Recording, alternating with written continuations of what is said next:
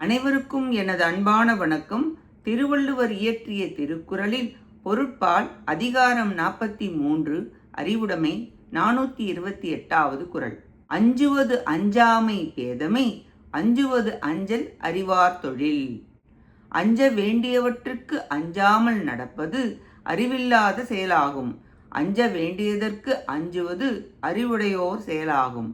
தலைவர்கள், அதிகாரிகள், தலைமை தாங்குபவர்கள் முதலியோர்களுக்கு எல்லாம் இருப்பினும் அஞ்ச வேண்டியதற்கு அஞ்ச வேண்டும், பயப்பட வேண்டியதற்கு பயப்படுவதுதான் நல்லது. அதுவே அறிவின் கூறாகும். பாவம், பழி, கேடும் முதலிய அஞ்சப்படுபவன பல உள்ளன.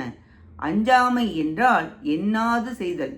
தான் செய்ய முடியாததை தெரியாமல் எண்ணாமல் செய்வதுதான் அஞ்சாமை. அஞ்சுதல் என்பது எண்ணி தவிர், முன்பே யோசித்து அதை தவிர்த்து விடுவர். எண்ணி தவிர்ப்பதே அறிவார் தொழில். முடியாததை முடியும் என நினைப்பது முட்டாள்தனம், அறிவில்லாதவரின் பண்பது. 427, 428 இந்த 2 குறளாலும் அறிவுடைமை உடையாரின் இலக்கணம் கூறப்பட்டது. நன்றி, வணக்கம்.